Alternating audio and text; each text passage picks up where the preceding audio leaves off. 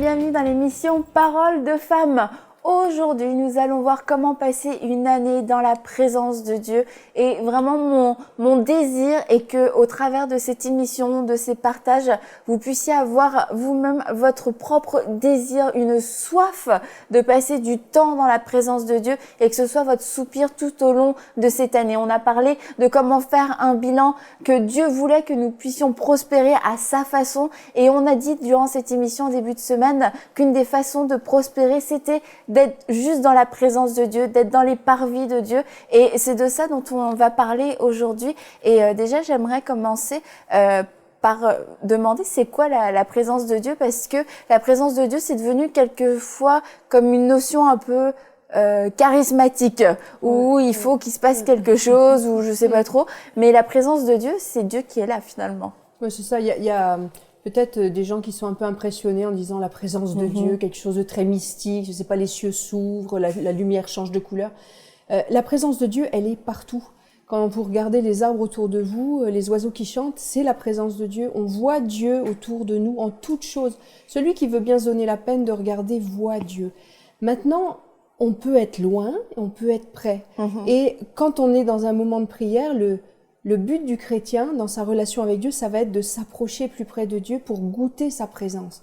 C'est la même chose que si vous voyez quelqu'un au loin dans la foule, vous lui faites coucou, ou alors vous êtes tout près de lui et vous écoutez ce qu'il a à vous dire de tout près, vous écoutez son cœur.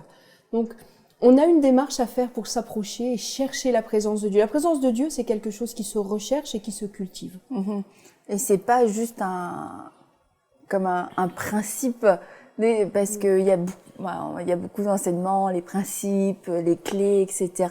Mais la présence de Dieu, c'est Dieu, en fait, qui est là et qui se manifeste plus ou moins de façon lointaine ou proche, selon là où on se place. Et c'est vraiment important, comme tu l'as dit, c'est pas quelque chose de mystique. On peut, non, mais vraiment, tu sais, quand t'entends la présence de Dieu, c'est exactement ce que t'as dit, il faut qu'il se passe quelque chose, et on passe à côté.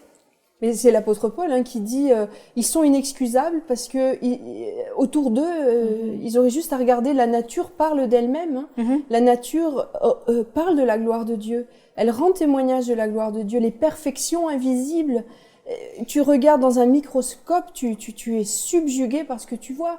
Tu regardes à un télescope, tu es subjugué par ce que tu vois. Si tu veux bien te donner la peine d'ouvrir l'œil, les beautés de l'Éternel sont visibles à l'œil nu. C'est pour ça que l'apôtre Paul dit que ceux qui refusent de croire sont inexcusables, parce que la nature parle d'elle-même. La présence de Dieu, on est dedans. Là, en ce moment, pendant qu'on se parle, elle est là, la présence de Dieu. Je me souviens quand j'étais petite, dans mon cœur d'enfant, j'avais la conviction que Dieu existait et qu'il me voyait partout. Et j'avais toujours l'impression que ses yeux me suivaient partout, dans tout ce que je faisais. Je descendais au jardin, il me suivait, je faisais mes devoirs, je sentais, je le savais. Et peut-être que les gens qui nous écoutent ont cette impression-là, qu'il y a toujours quelqu'un qui les regarde. C'est la présence de Dieu. Quand on est plus près de Dieu, qu'on apprend à le connaître, là, on va rechercher plus encore. Là, c'est graduel. Et il y a le psaume 100 que j'aimerais vous lire, parce que, enfin, au moins le début. Poussez vers l'Éternel des cris de joie, vous tous habitants de la terre. Ça nous concerne tous. Servez l'Éternel avec joie, venez avec allégresse dans sa présence. Sachez que l'Éternel est Dieu. C'est lui qui nous a fait, nous lui appartenons. Entrez dans ses portes avec des louanges, dans ses parvis avec des cantiques. Célébrez-le, bénissez son nom, car l'Éternel est bon et sa bonté durera toujours. Je veux revenir sur ce mot, sur ce passage. Sachez que l'Éternel est Dieu.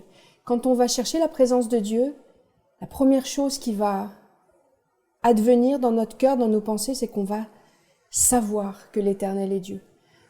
Quelquefois, il y a des gens qui vont se dire, je vais m'approcher de Dieu avec une liste de commissions, fais ci, fais ça, bénis ma sœur, bénis ma voisine de palier, guéris mon oignon au pied.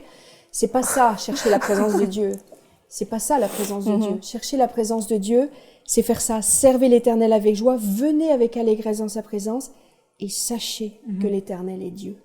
Parce que quand on s'approche de Dieu, notre cœur est saisi par sa grandeur, par sa magnificence, par sa splendeur sans nom. On n'a plus de voix quand on s'approche vraiment de Dieu. Et c'est ça, rechercher la présence de Dieu. C'est pas quelque chose de mystique, c'est quelque chose de normal. Et Venez tous, habitants de la terre, c'est pour tout le monde. La présence de Dieu nous environne et on est invité par des paroles comme celles que je viens de vous lire, mais par plein d'autres dans la parole de Dieu. On est invité à s'approcher, comme dit David aussi, de faire nos délices de la parole de Dieu. On s'en régale, on la goûte, elle nous fait du bien, elle vient mettre un baume sur notre cœur, elle vient répondre à nos questions. La présence de Dieu, chercher la présence de Dieu, quelque part, c'est le but de notre vie. La présence de Dieu, c'est ça, tu dis, c'est un baume et tout. La présence de Dieu est tout sauf stérile. C'est que quand on est là, proche de Dieu, qu'on a conscience qu'il est Dieu, il nous parle, il nous enseigne, il nous restaure, il console. Console, il nous répare, il répare tout ce qu'on a de brisé. La présence de Dieu, Dieu nous a fait. Hein. Il y a la fin du verset 3, c'est lui qui nous a fait. Nous lui appartenons. Il faut bien qu'on comprenne qu'on ne s'approche pas d'un étranger. Quand on s'approche de Dieu, on s'approche de notre Créateur, on s'approche de celui avec lequel on fait un, on s'approche de celui qui a mis le souffle de vie dans nos narines, on s'approche de celui qui nous a sauvés, qui a donné son Fils unique à la croix pour nos péchés. Quand on s'approche de Dieu, on s'approche de notre Créateur, là, on lui appartient, on est à lui, on s'approche pas d'un étranger. Il y a, comme j'en parle souvent, de cette chanson qui dit que Christ est la vie recherchée de mon âme. Et c'est ce que tu dis, c'est vraiment ce que je ressens au travers de ces paroles, c'est qu'il y a rien sur la terre qui peut nous combler plus que la présence de Dieu. Derrière chaque désir, derrière chacun de nos besoins, il se cache toujours une présence, la présence de Dieu qu'on recherche en fait pour combler ça. Et moi, je trouve ça juste beau. Et quand on voit le mal-être en plus qu'il y a chez beaucoup de gens qui font des thérapies, des séances avec des psychologues, etc., pour se sentir mieux. Et le psalmiste, l'Éternel, heureux celui que tu choisis, que tu admets en ta présence pour qu'il habite dans tes parvis. Nous nous rassasierons du bonheur de ta maison, de la sainteté de ton temple. C'est que dans cette présence-là, il y a c'est ça, on est comblé et il y a cette promesse de bonheur, mais un bonheur qui est pur, un bonheur qui est dès que rien ne peut venir voler ou déranger, et de savoir que Dieu nous admet dans sa présence. C'est clair quand tu dis celui qui nous donne le souffle, celui qui a donné son Fils, lui-même, le maître de l'univers qui nous admet dans sa présence, tu te dis waouh. Et même tu dis admet parce que ça a été traduit comme ça dans la Louis II, mais le mot hébreu c'est vraiment il nous fait avancer. Il y a une invitation, c'est viens, approche-toi. Et c'est pas rendu avec le verbe admettre. Admettre, ça fait même quelque part un peu hautain. Oui, bon, je daigne t'accepter dans ma présence. Petit sujet. C'est pas ça du tout. Il faut pas qu'on se méprenne sur ce terme. Dieu nous admet dans sa présence, ça veut dire qu'il nous dit viens, approche-toi, viens. Et quand ce verset, il m'a tellement marqué, là tu l'as lu, mais c'est quelque chose qui a marqué ma vie de prière.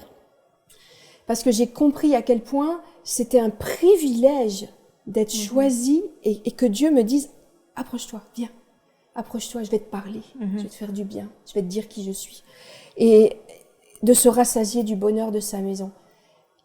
Le premier fruit qui va découler de la présence de Dieu, c'est le bonheur. On va avoir un bonheur profond que rien dans ce monde peut atteindre, que rien peut nous donner autre que la présence de Dieu. Parce qu'on est en union tellement proche avec lui, il est notre créateur. Donc on est en lui, on est un avec lui, avec Jésus, on est un.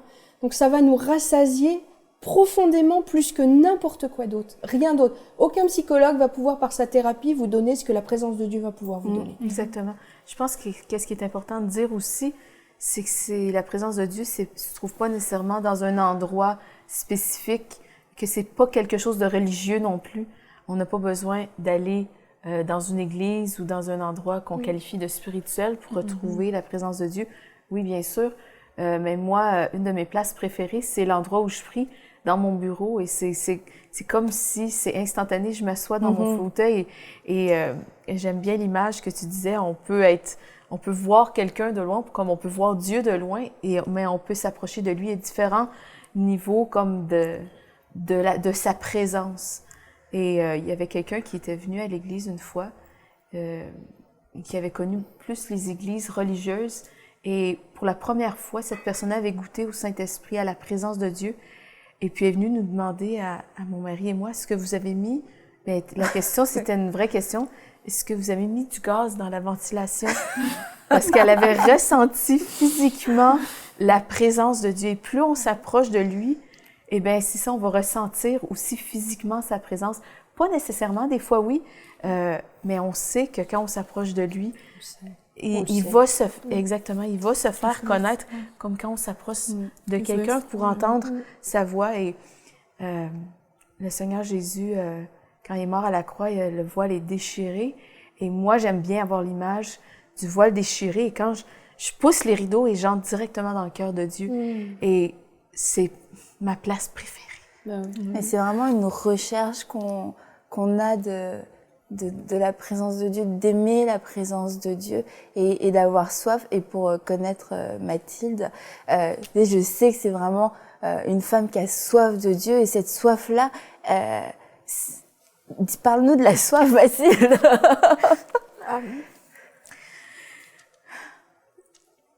Tout à l'heure, j'étais dans l'auto puis je me disais, je sais pas, mais je méditais sur la présence de Dieu puis je me disais, la chose que j'aime le plus faire au monde, c'est d'être dans la présence de Dieu, mais c'est pas de chanter, c'est de conduire les gens par la louange, l'adoration dans le cœur de Dieu.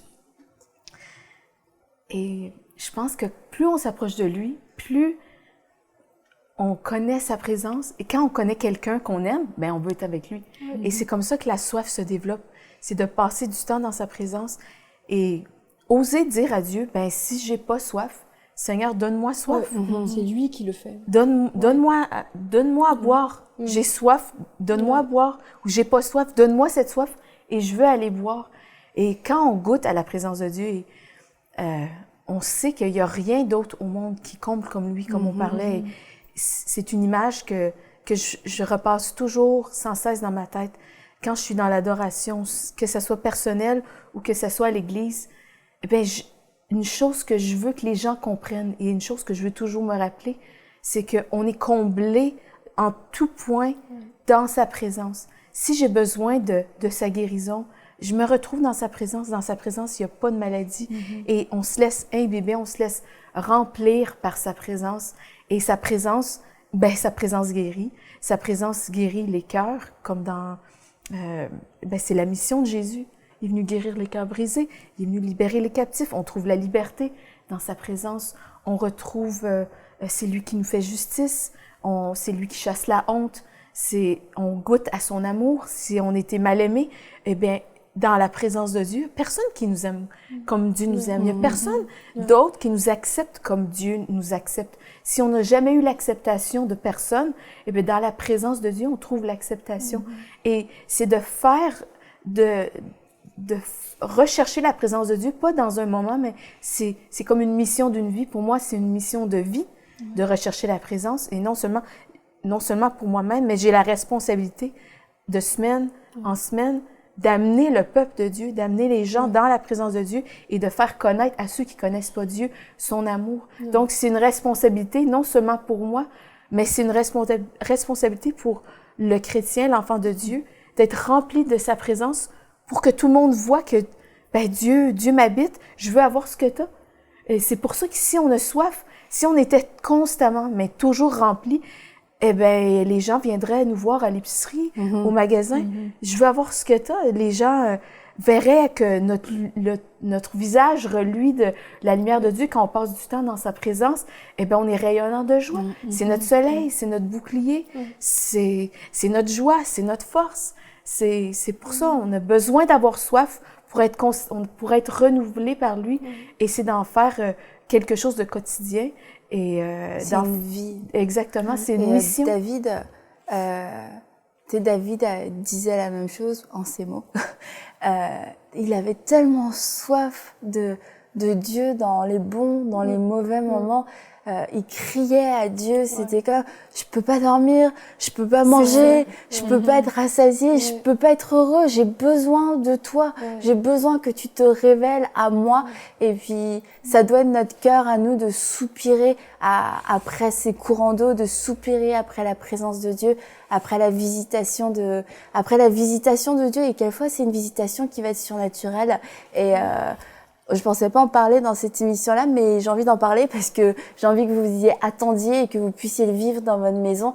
Il y avait Kenneth Hagin qui racontait quand il était plus jeune, il priait et là dans sa chambre, il y a eu la nuée qui est venue et moi je me dis souvent mais j'aimerais tellement que dans ma maison ce soit ça, que n'importe qui entre ou moi, même quand je rentre dans ma maison, que j'ouvre la porte et je sois complètement submergée. Et puis la présence de Dieu, c'est souvent comparé à quelque chose de pesant qui vient sur toi, l'onction qui vient sur toi, qui est pesant. Et on doit aspirer à ces moments où vraiment l'Esprit de Dieu vient sur nous et nous met par terre, façon de parler, pour qu'on puisse totalement s'abandonner à lui, et que vous n'ayez pas peur, en fait, c'est ça que je voulais dire, c'est que vous n'ayez pas peur de la présence de Dieu. Et on l'a dit en début d'émission, quelquefois on pense que c'est mystique, c'est bizarre, c'est bizarre. Mais ça, vraiment, soyez libérés de cet esprit religieux dans le nom de Jésus. Aspirez comme David, aspirez à la présence de Dieu, à ce que vous soyez visités, que ça vous fasse trembler, que ça vous fasse pleurer, que ça vous fasse sauter, crier. La Bible dit, crier de joie, pousser des cris de joie, c'est biblique. Et vous puissiez expérimenter cette liberté parce que vous avez besoin d'être libérés. Il y a des jougs qui ont besoin d'être brisés. Et c'est dans la présence de Dieu que ces jougs vont être brisés. C'est dans la présence de Dieu que vous allez expérimenter votre libération, que vous allez expérimenter votre miracle. Mais vous avez besoin de vous abandonner dans la présence de Dieu. Vous avez besoin de dire, j'ai soif de toi, je veux plus de toi. Inonde-moi, viens sur moi, submerge-moi. Vous avez besoin de faire cette démarche-là parce que comme Anne l'a dit, c'est une invitation que Dieu vous fait et c'est à vous d'y répondre ou de ne pas y répondre, mais vraiment on prie afin que vous puissiez répondre à cet appel qui vient directement du cœur de Dieu parce qu'il y a tout ce dont vous avez besoin dans sa présence et Dieu veut faire quelque chose dans votre vie. Dieu veut briser des jougs, briser des chaînes dans vos vies maintenant, aujourd'hui, et c'est disponible pour vous. Les fleuves de vie sont disponibles pour vous maintenant alors que vous nous regardez. Et ne partez pas, à la fin de l'émission, on va prier pour vous aussi. J'ai vraiment à cœur qu'on puisse prier pour vous et croire que vous allez être visités. Et du coup, j'ai envie de dire quelque chose. Des fois, on a peur de ce que la présence de Dieu peut faire. Et puis un jour, j'ai dit, moi, je suis prête à perdre toute ma dignité. Il faut être prêt. Il faut tellement vouloir la présence de Dieu. Que en fait on peut dire à Dieu que faut en venir au point de dire ça me dérange pas de quelle manière tu te manifestes. Et moi le plus souvent c'est les larmes, comme là présentement je ressens la présence de Dieu, j'ai juste envie de pleurer. Quand je vais conduire la louange, souvent ça m'arrive, ça tombe sur moi, c'est quelque chose que c'est difficile de chanter et pleurer, mais ça m'arrive. Et puis des fois ça va être par un rire extrême, mais ce rire là va guérir des blessures du cœur. Des fois, c'est une pesanteur comme une couverture extrêmement lourde qui vient sur nous et on sait que Dieu est là et que Dieu pense chacune de nos blessures et restaure chacun des maux et faut juste savoir que Dieu veut nous faire du bien. Mais il y a peut-être des gens qui nous écoutent et qui sont intimidés en disant mais moi, ma vie de prière, c'est pas ça du tout. Est-ce que je fais quelque chose de mal? Et je voudrais leur dire que non, vous faites rien de mal, c'est juste qu'il faut vous approcher plus près. Je me souviens, à un moment donné, je sentais, il y a un cantique qui dit « J'entre dans tes portes avec des louanges, me voici ». Puis ça m'a aidée, parce que justement, sortir de cette vie de prière rikiki, un peu sèche, un peu aride, hein, et puis dire je vais m'approcher. Et puis ça vient pas comme ça en un claquement de doigts, il faut s'approcher. C'est une démarche, il faut s'approcher. Et ça aide de chanter, il y a des cantiques qui invitent à s'approcher de Dieu. Et je pense que ça aide beaucoup à s'approcher. Et puis de dire j'entre dans tes portes, j'entre dans tes parvis avec des louanges, devant toi me voici. Puis on se présente devant Dieu, puis on cherche puis lui dire qu'on a soif. Et puis là, là, ça va venir. Mais ça vient pas en un claquement de doigts au début. Et Dieu répond Ça- à la soif. Et Dieu répond à la soif. Mais ça prend... Et puis si on n'a pas soif, on peut le chanter. Seigneur, attire mon cœur à toi, je te désire tout près de moi. Quand on est conscient qu'on n'a pas soif, oh, j'ai un problème si j'ai pas soif. Et en chantant, en priant, on dit, Seigneur, j'ai pas soif, donne-moi soif. Et puis, ça c'est une démarche volontaire. Ça va pas nous tomber dessus comme ça au coin de la rue en sortant de chez le boulanger si on ne l'a pas cherché. Il faut le chercher. Et quand on le cherche, eh bien, on va prendre du temps, on va fermer la porte de notre chambre, on va commencer à chercher sa présence, à chanter des cantiques, à lire un passage, dire des louanges. Et puis là, le Seigneur va pouvoir travailler, se révéler. Je me rappelle, par rapport à ce que tu viens de dire, quand j'ai donné ma vie au Seigneur, c'était vraiment le b.a.-ba. J'avais été dans la religion depuis plusieurs années et je connaissais rien. J'avais juste une chanson que je m'agenouillais et je la chantais tous les jours. C'était Attire-moi à toi, la chanson. Mais tous les jours, je la chantais. Et les choses que j'ai vécues par la suite, même moi, ça me dépassait. Je dormais et mon cœur, il chantait tout seul. Ouais. Je me réveillais le matin, avec l'impression d'avoir chanté toute la nuit des louanges. Ouais. Et c'était vraiment... Mais je venais de donner ma vie au Seigneur. J'avais même pas vraiment de référence ou de base, mais j'avais compris que juste le fait de demander à Dieu, de s'approcher de Dieu, ça fait la différence. La Bible nous dit que Dieu est le rémunérateur de ceux qui le cherchent. Ouais. Et c'est vraiment ça, c'est vraiment ce que tu disais. Seigneur, attire-moi à toi. S'il y a des personnes qui aujourd'hui peut-être nous regardent et qui ne savent pas, qui n'ont jamais goûté ça, c'est d'être simple devant le Seigneur. Dieu nous connaît mieux que nous-mêmes. Il connaît nos faiblesses. Il sait tout ce qui est en nous. Et c'est de venir vraiment avec un cœur léger et de dire, Seigneur, me voici. J'ai entendu parler de toi, mais je veux te vivre. C'est vraiment ça, je pense, qu'on doit cultiver. Mathilde disait, je suis prête à perdre toute dignité. Toi, tu parles de simplicité. Je crois la première chose qu'on doit laisser à la porte, c'est les formules toutes faites. Hein, les rabachas, des gens qui prient avec des moulins, là. On se demande même s'ils comprennent ce qu'ils disent. Mettez ça à la porte. Arrêtez ça. C'est comme quand on se parle, on ne dit pas toujours... venez en toute simplicité, puis parlez à Dieu avec un cœur frais, sans formule toute faite. De toute façon, les formules toutes faites, j'allais dire, ça passe rarement le plafond. Venez avec juste votre cœur ouvert et une simplicité d'enfant. Et n'ayez pas peur, n'ayez pas de retenue. Il n'y a personne qui vous regarde. Fermez la porte de votre chambre, il n'y a que Dieu qui vous voit. Mais quelquefois, ça peut arriver dans des lieux plus publics. Mais c'est vrai que c'est de se fermer au regard des autres. C'est décisif dans jusqu'où on va aller, parce que c'est certain qu'à un moment donné, si on s'arrête au regard des autres, on s'arrêtera aussi dans la présence de Dieu. Parce que Dieu visite tantôt d'une manière, tantôt d'une autre, et ça peut être, ça peut vraiment être dérangeant. Et puis pour en revenir encore à David, parce que David avait tellement un cœur qui poursuivait la présence de Dieu, c'est que quand il a dansé, c'est ça, devant l'arche. On en parle souvent, mais vraiment, imaginez le président d'un pays aujourd'hui qui serait juste là en train d'être visité dans une église et puis qui dit non, je m'en fiche, laissez-moi dans la présence de Dieu. Bah, ça se voit pas spécialement, mais c'est ça qu'il a fait. Il a vraiment délaissé sa position, son titre, le regard des gens, le mépris de sa femme, etc. Il a abandonné tout ça parce que Dieu était plus important. Et quand on sait que on est là pour servir Dieu, que nous sommes la créature de Dieu, la création de Dieu, qu'on est là pour le louer, pour le servir, pour l'adorer, bah, c'est vrai que à sa lumière, toutes choses pâlissent et là, bah, on s'en fiche du reste. Et puis, vous avez suivi toute cette série et vous avez vraiment beaucoup de choses en main pour pouvoir commencer une bonne année et une année qui est bénie, mais réellement bénie, pas seulement parce que vous avez un travail, vous avez des promotions, etc. C'est tellement plus que ça, la vie chrétienne.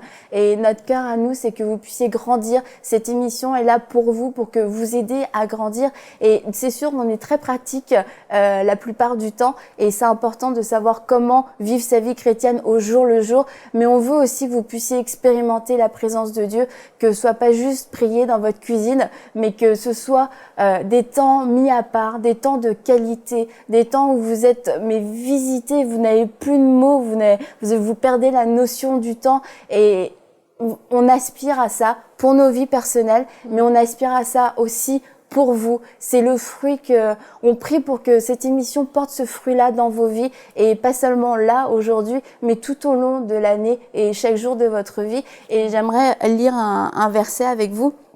J'ai parlé tout à l'heure de la nuée. Dans Ézéchiel 10:3, les chérubins se tenaient sur la droite du temple quand l'homme y est entré et la nuée remplissait le parvis intérieur. La gloire de l'Éternel s'est levée au-dessus du chérubin et s'est dirigée vers le seuil du temple. Alors le temple a été rempli de nuée et le parvis a été illuminé par la gloire de l'Éternel. On a entendu le bruit des ailes des chérubins jusqu'au parvis extérieur. Il était pareil à la voix du Dieu Tout-Puissant lorsqu'il parle. Et on va prier pour vous, mais ma prière est que la nuée remplisse votre vie, remplisse votre maison, remplisse votre demeure. Et Mathilde, si tu veux prier pour toutes ces personnes qui nous regardent, pour que la soif grandisse et pour les fleuves de vie. Gloire à Dieu. Eh bien, Seigneur, nous voulons te remercier parce que tu es le Dieu de toute gloire, de toute grâce, de toute bonté. Et Seigneur, tu vois ces personnes qui ont soif de toi. Seigneur, je te prie de venir répondre à cette soif. Et pour toutes ceux et celles qui désirent avoir soif, Seigneur, je te prie de créer cette soif en eux et qu'ils puissent venir s'abreuver à toi, qui est la source d'eau vive, toi qui es la source qui ne tarit jamais. Seigneur Dieu, je te prie de venir remplir les cœurs, remplir les corps, remplir les vies, les maisons de ta présence. Et je te prie, Seigneur, que chaque personne qui a soif de toi, qui entend, reçoive une portion fraîche de ta présence, reçoive une inondation de ton Saint-Esprit. Viens nous remplir, viens remplir les maisons de ta présence, viens remplir vraiment ce lieu de ta gloire et que chaque personne qui a soif, chaque personne qui veut goûter à ton amour, que chaque personne puisse goûter à quelque chose de nouveau de toi parce que tu es un Dieu qui se révèle constamment. Tu es un Dieu qui se révèle d'une façon fraîche. Tes bontés se renouvellent à chaque matin. Et Seigneur, nous voulons expérimenter plus de toi. Que chaque personne aujourd'hui, en ce moment et tout au long de l'année puisse te découvrir et goûter à qui tu es, goûter à ta bonté, goûter à ton amour. Et que chaque personne puisse être transformée par la gloire de ta présence. Alléluia. Par la gloire de ta présence. Merci parce que tu viens guérir les cœurs brisés. Tu viens toucher par ta présence les corps malades qui sont transformés dans ta présence. Ta vie les remplit. Ta vie remplie. Merci Seigneur Jésus. Merci pour les vies qui sont transformées par ta touche. Parce que lorsque nous nous approchons de toi, nous ne sommes plus jamais les mêmes. Merci parce que tu transformes d'une manière permanente et tangible. Tu es le Dieu vivant. Nous te glorifions. Nous te remercions. Jésus. Oh Seigneur, je prie afin que tu viennes remplir maintenant, que tu remplisses de ta gloire, que tu inondes de ta gloire chaque maison, chaque personne qui nous regarde maintenant, qu'ils puissent vivre, expérimenter ta présence de manière tangible, que tu puisses les visiter. Nous appelons, nous parlons les fleuves d'eau vive maintenant. Et je parle, Seigneur, aux vies qui sont brisées. Je parle, Seigneur, dans ces vies et je déclare, j'appelle la présence de Dieu qui restaure, la présence de Dieu qui remplit, la présence de Dieu qui guérit. Et nous prions afin que les jougs soient brisés maintenant dans le nom de Jésus. Et nous déclarons une année de grâce, une année de liberté, une année de puissance, une année d'onction sur la vie de chacun de vous qui nous regardez. Vous êtes bénis et nous vous souhaitons une excellente année dans sa présence. Envoyez-nous votre témoignage à paroledefemme@enseigne-moi.com.